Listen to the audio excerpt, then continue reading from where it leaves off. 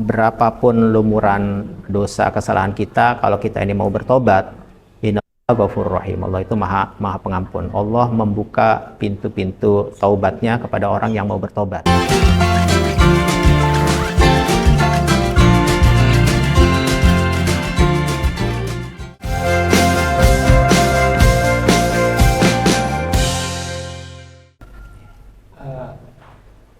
Menurut Bapak ini kenapa manusia itu nggak puas sama apa yang sudah dia capai? Kenapa manusia tidak puas dengan yang dia capai? Iya. Itu manusiawi, ya. Itu sangat manusiawi, ya. Sangat manusiawi. Bahkan kata Rasulullah, kalau orang ini dikasih gunung sebesar gunung Uhud, dikasih emas, ya. Kasih emasnya ini sebesar gunung Uhud, gitu. Pernah ke gunung Uhud belum? Belum. Gunung Uhud itu besar sekali, ya. Jadi Uhud ini, perang Uhud kan ada gitu, Bapak udah pernah ke sana, ya cukup tinggi gitu ya. Itu berupa emas gitu. Apakah si orang tersebut dikasih emas sebesar gunung Uhud itu sudah puas? Ternyata tidak gitu. Dikasih lagi dia nih, Anda mau lagi gitu kan? Ini kata Rasulullah nih, beliau mengilustrasi seperti itu. Anda mau lagi dikasih emas berupa gunung emas lagi satu lagi? Oh iya gitu. Maka dia dikasih lagi. Apakah sudah puas? Enggak puas gitu. Maka ketika itu dikasih lagi, dia tidak akan puas. Jadi memang manusiawi. Lalu puasnya sampai mana? Maka kata Rasulullah, berkaitan dengan keduniaan ini, ya, itu tidak ada ujungnya rasa kepuasan. Bahkan orang yang mau meninggal sekalipun gitu ya, dia ditawarin, Anda akan mendapatkan apa contohnya seperti mobil gitu ya. Itu dia antusias gitu, walaupun dalam keadaan sakit gitu. Jadi puasnya sampai mana? Maka kata Rasulullah, sampai tanah ini menimbun dirinya, gitu. Sampai dia ini meninggal. Nah maka kita harus bisa, artinya ini kita harus mengerem gitu, rem diri kita ini. Kalau ngejar dunia ini nggak selesai-selesai, gitu. Nggak selesai-selesai. Maka akhirnya kan kita akan terus iri gitu kan kepada orang lain, terus pengen lagi ya. Kita harus bisa mengendalikan diri gitu ya. Kadang-kadang kan kita juga kurang rasa syukur ya. Kita kurang rasa syukur, kita kadang-kadang kita ketika ngaca diri enak banget ya gitu. Kalau Ardi gini gitu kan, kalau Bunga begini gitu. Rasa iri kan ada gitu kan. Yeah. Kita banding-bandingin. Padahal kalau kita mau introspeksi diri, gitu, kita pun sama gitu loh. Ada kelebihan dan ada kekurangannya. Tinggal bagaimana kita mensyukuri karunia yang Allah berikan, maka disitulah kita akan merasa nikmat gitu hidup kita ini. Gitu. Tapi kalau kita ini yang kita lihat ini rasa iri gitu kan, atau rasa dengki, itu yang ada adalah nanti penyakit hati gitu kan, yang memang tidak akan pernah ada puasnya dalam hidup ini gitu. Nah di remnya itu adalah dengan kita ini mengintrospeksi diri dan belajar mensyukuri karunia yang Allah berikan. Nah bahas soal iri nih Pak, kenapa sih iri itu bisa ada, terus bagaimana cara mengatasi rasa iri gitu? Kalau yang tadi Bapak sampaikan, dalam Islam iri itu wajar ya, gitu. Wajar. Tinggal bagaimana kita bisa mengendalikannya. Dan bahkan dibolehkan dalam Islam itu iri gitu kan. Tadi itu kan ada dua hal. Iri kepada orang yang berilmu ya kan. Tapi ilmunya ini diamalkan dengan ikhlas. Kemudian kita boleh juga iri kepada orang yang kaya raya. Tapi kekayaannya dia dermakan, dia infakkan pagi, siang dan malam. Nah, itu yang kita iri. Kenapa sih kok dia baik banget? Oh, saya iri, pengen dong gitu. Nah, ketika Allah berikan kekayaan, apakah kita bisa sama dengan dia atau bahkan melebihi? Nah, itu yang baik. Tapi kadang-kadang kan ketika kita udah dapat, sayang juga ya gitu ya. Nah, jadi mikir-mikir gitu. Padahal kita iri tadinya kan. Nah, irinya itu kepada kebaikannya tadi gitu.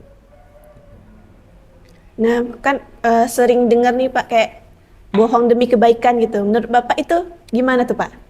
Dengan statement kayak itu? Bohong dalam kebaikan. Iya. Kalau yang Bapak pernah baca, contohnya itu istilahnya kasuistik ya. Kasuistik ini artinya tidak boleh kita terapkan dalam semua kehidupan ya. Tapi juga ketika contohnya ada seseorang ataupun teman kita lagi ada konflik, lagi ada masalah gitu. Kita pengen mendamaikan nih, gimana caranya? Nah, kemudian kita dalam tanda kutip ya, kita bohong gitu ya. Tapi niatnya kita ini agar contoh seperti kalian berdua nih lagi ada masalah nih, ada masalah. Jadi ada perseteruan lah istilahnya kan. Nah, kemudian Bapak mencoba menengahi untuk damai, nggak bisa gitu. Maka Bapak mencoba, ya sebetulnya Bunga tuh kemarin ini loh, curhat gitu loh, sebenarnya ada gitu loh, memaafkan kamu gitu dan sebagainya. Padahal kan Bunga enggak gitu loh. Nah, Bunga pun dikasih tahu juga gitu loh, bahwa Ardi itu juga sebetulnya juga udah memaafkan gitu dan sebagainya gitu. Jadi artinya kasuistik ini dalam arti niatnya kita ini agar mendamaikan, karena didamaikan dengan baik-baik belum juga selesai gitu loh.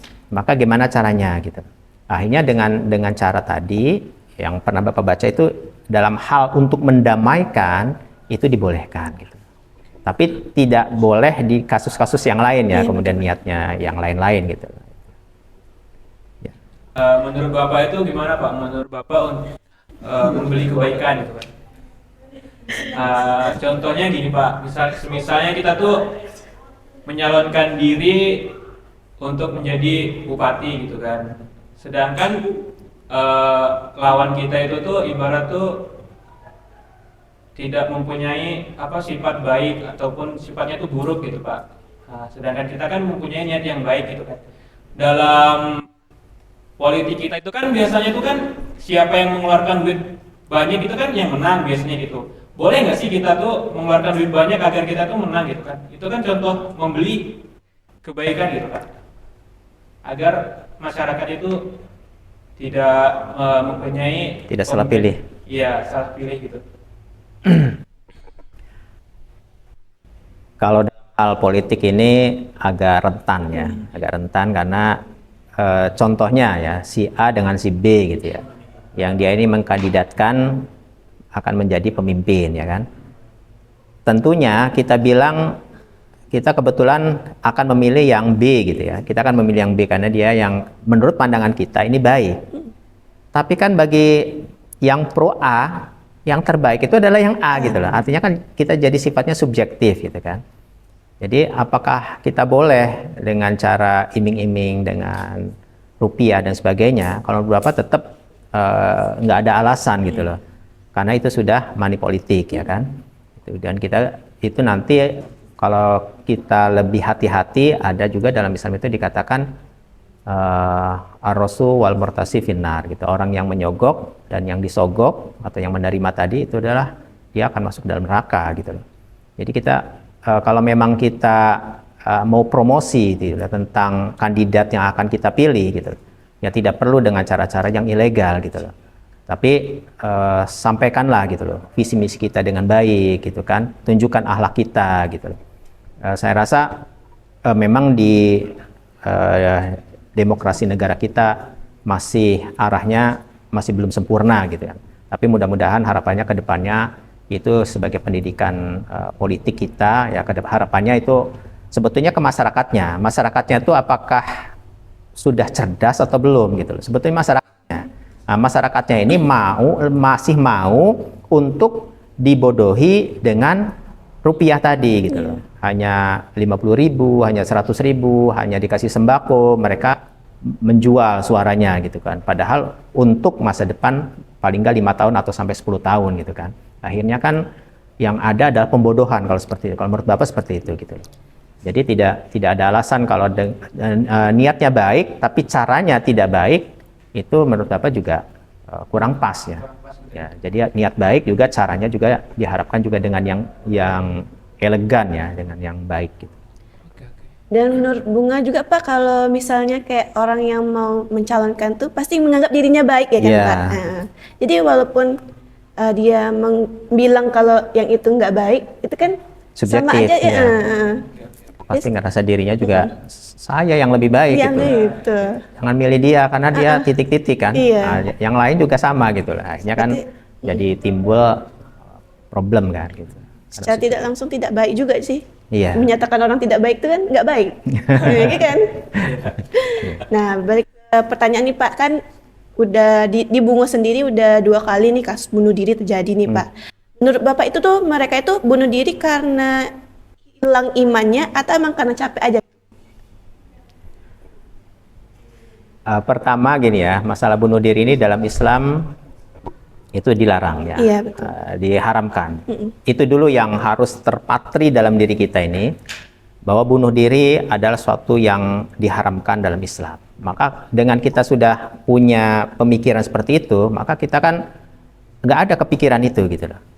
Ya, kemudian yang berikutnya, segala masalah dalam Islam itu bahkan ditekankan, apapun masalahnya, seberat apapun, gitu. Fa'in nama usrius yusro gitu. Jadi artinya setiap kesulitan itu pasti akan ada kemudahan. Bahkan ditekankan lagi kan sampai 2 kali. Setiap kesulitan pasti ada kemudahan gitu. Jadi tidak ada masalah itu yang tidak ada solusi gitu. Maka dengan pemahaman seperti ini, nah kalau orang yang beriman, orang Islam itu insya Allah ya akan dijauhkan dari hal-hal seperti itu. Tapi kan itu yang melakukan orang Islam juga. Ya berarti keberislamannya yang masih dia belum memahami lebih dalam gitu ya. Ketika dia ada masalah gitu, dia cepat-cepat udahlah kalau gitu saya naik pohon jengkol aja ya kan, langsung dia terjun gitu kan. Iya kalau langsung meninggal, tapi kalau dia cacat kan tambah masalah gitu. Apakah kemudian dia ketika langsung meninggal pun selesai masalahnya? Mungkin di dunia dia selesai kan, tidak ada lagi gitu kan. Tapi dia akan mendapatkan azab Allah gitu. Jadi kembali kepada keimanan kita ya. Bahkan ada lagi yang tragis itu ya, mohon maaf yang Bapak pernah baca itu ada kepala dari Kementerian Agama ya di salah satu daerah itu kan dia mengakhiri hidupnya dengan cara bunuh diri. Nah, kurang apa gitu? Keimanan apa? Padahal dia ini adalah orang Kementerian Agama gitu, bahkan kepalanya lagi. Nah, itu kita tidak melihat kepada istilahnya jabatannya dan sebagainya, kembali kepada personnya.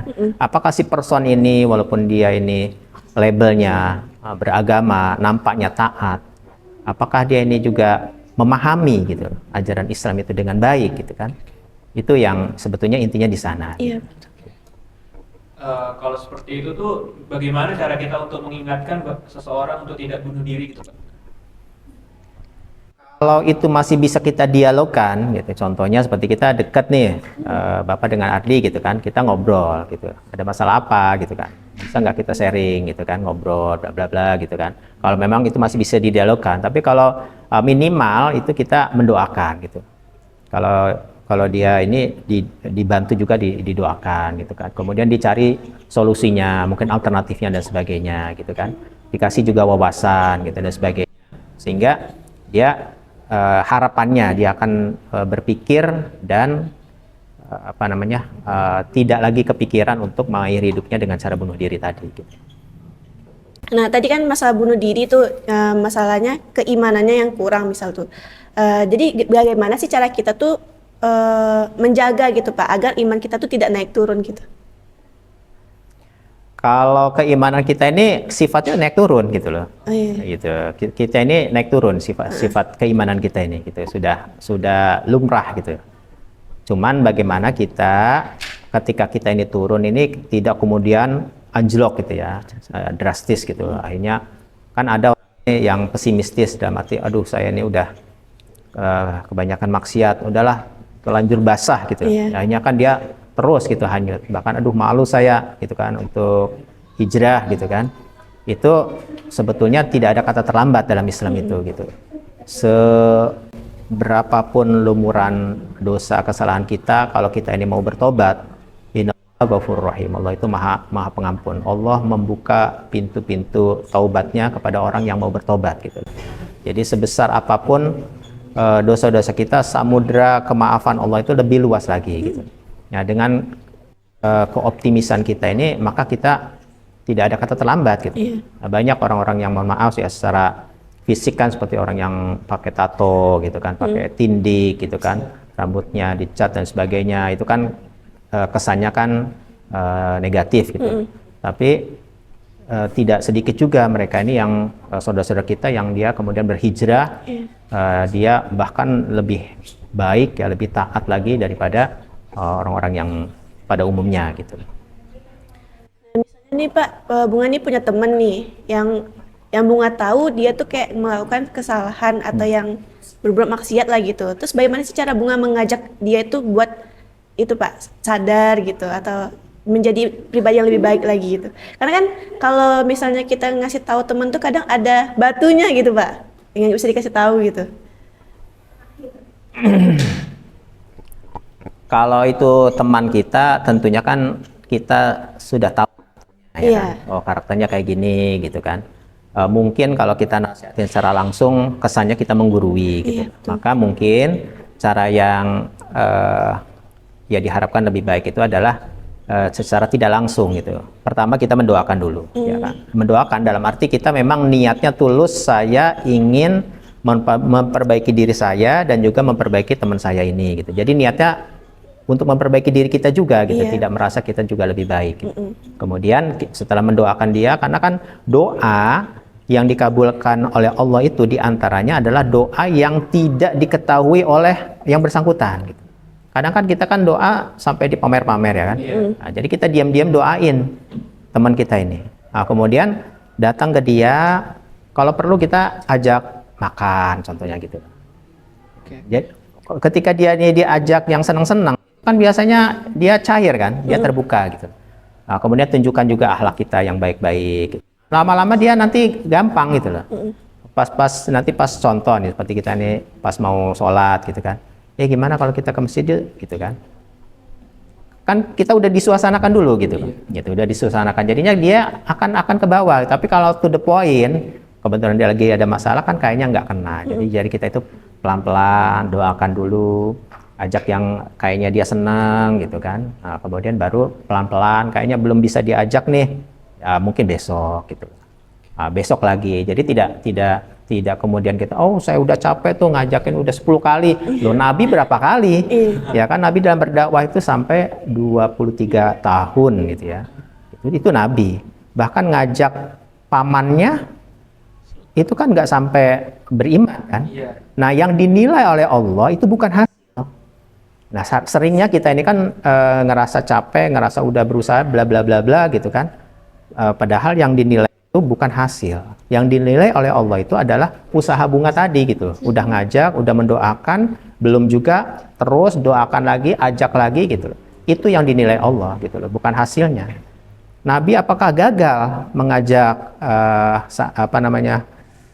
pamannya atau mengajak orang-orang kafir Quraisy gitu? Tidak ada kata gagal. Gitu. Nabi Nuh pengikutnya sedikit, apakah Nabi Nuh gagal dalam berdakwah? Tidak. Gitu. Yang dinilai oleh Allah itu adalah usahanya, dia sudah berusaha dengan maksimal. Nabi Nuh sudah maksimal pahalanya gitu dalam pandangan Allah gitu. Jadi kan seringnya kan kita kan ngeliat ke hasil ya kan. Gitu. Nah, ada nggak sih Pak pesan yang ingin Bapak sampaikan gitu ke penonton atau teman-teman di luar sana yang ingin memulai perjalanan yang menjadi dirinya lebih baik gitu Pak? Kalau Bapak boleh pesan, dan pesan ini adalah untuk diri Bapak sendiri ya, mari kita sama-sama belajar dan belajar terus untuk memperbaiki diri kita gitu. Dengan yang tadi Bapak tekankan ya, yang pertama itu kita harus ada niat, kemudian tekad kuat, kemudian juga diiringi juga dengan pergaulan kita gitu, dengan orang-orang yang baik. Kemudian cari komunitas yang kayaknya yang positif gitu kan. Nah, dengan seperti itu ya mudah-mudahan kita bisa berubah menjadi lebih baik. Diiringi juga dengan doa yang sungguh-sungguh dan tidak ada bosan dalam kita berdoa kepada Allah, dan di-upgrade dengan keimanan kita dengan beribadah. Nah, ibadah ini terus kita giatkan gitu. Insya Allah itu tidak lepas ya, pengawasannya kepada diri kita. Suatu saat hadiah-hadiah itu, pahala-pahala itu nanti Allah akan berikan baik itu dalam waktu dekat maupun yang akan datang. Jadi insya Allah kalau kita senantiasa optimis, ya hidup kita ini pasti akan ada solusinya. Nah, baik Pak, ini terakhir ada game nih sedikit Pak. Jadi nanti Kak Bunga kasih pilihan nih, nanti Bapak tinggal jawab dan kenapa gitu. Itu Pak, pertanyaan pertama tuh, Bapak lebih suka yang lebih tua atau yang lebih muda gitu? Apanya nih? Pasangan. Kalau secara manusiawi ya kan, Iya. secara manusiawi tentunya yang lebih muda gitu Iya. ya. Gitu. Apalagi Bapak sebagai laki-laki ya kan, pengen istri ini juga umumnya kalau yang lebih muda tentunya gitu kan bisa diarahkan. Gitu. Iya. Tapi ini juga tidak suatu kemutlakan, tidak menjadi suatu kemutlakan. Contohnya Nabi Muhammad SAW kaitannya dengan masalah ini ya, masalah pasangan gitu ya. Nabi Muhammad pasangannya dengan yang pertama siapa? Khadijah radhiyallahu anha. Khadijah ini kan umurnya jauh gitu. lebih tua. Nabi Muhammad 25, Khadijah 40 tahun. Tapi yang terpenting itu adalah apa istilahnya? Saling perhatian ya, saling perhatian satu sama lain. Ketika keduanya nih saling istilahnya memperhatikan gitu, itu sebetulnya lintas umur ya, sebetulnya lintas umur gitu. Tinggal bagaimana yang muda istilahnya memahami yang tua gitu, yang tua juga mengayomi yang muda gitu. Maka akan terjadi ataupun akan terwujud keharmonisan tadi. Terus Pak, kedua nih, Bapak pilih dicintai apa mencintai nih? Kalau mencintai dan dicintai itu dua-duanya. Kadang Iya. Bapak mencintai, kadang Bapak ingin juga dicintai kan Iya. gitu. Gitu. Iya kan kita butuh itu. Gitu. Iya. Ini kayaknya mengarah ke ya masalah jodoh dan Iya. gini ya. Cinta itu ya kalau Bapak boleh sedikit ya ngasih apa istilahnya sedikit ya sharing kalau ini kalian setuju ya. Kalau menurut Bapak cinta itu adalah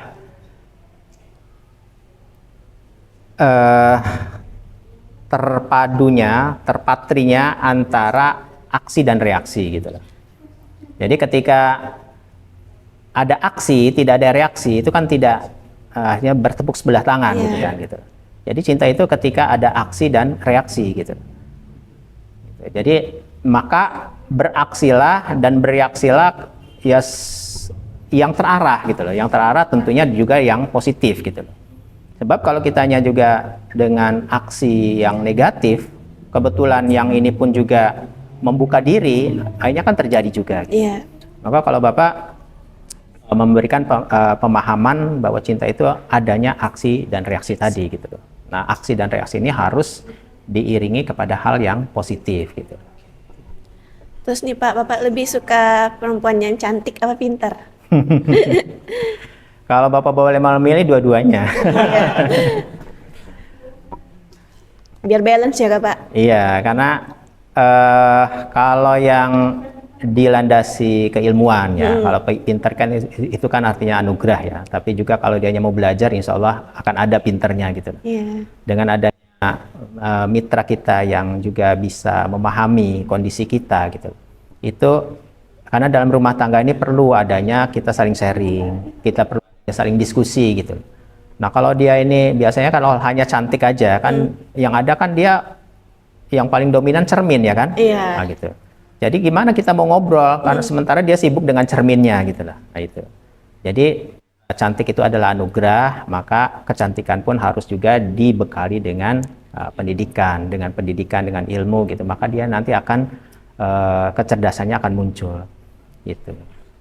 Baik Pak, berakhir sudah percakapan kita kali ini, dan Bunga dan tim mengucapkan terima kasih nih karena Ya, Bapak udah sama-sama. mau diundang di sini. Dan kami penutup dulu ya Pak. Baiklah guys, terima kasih telah menyaksikan talk show kali ini, dan banyak sekali nih pelajaran yang dapat kita ambil dari percakapan kita bersama Bapak Ade pada hari ini. Dan kami tutup dengan Assalamualaikum warahmatullahi wabarakatuh.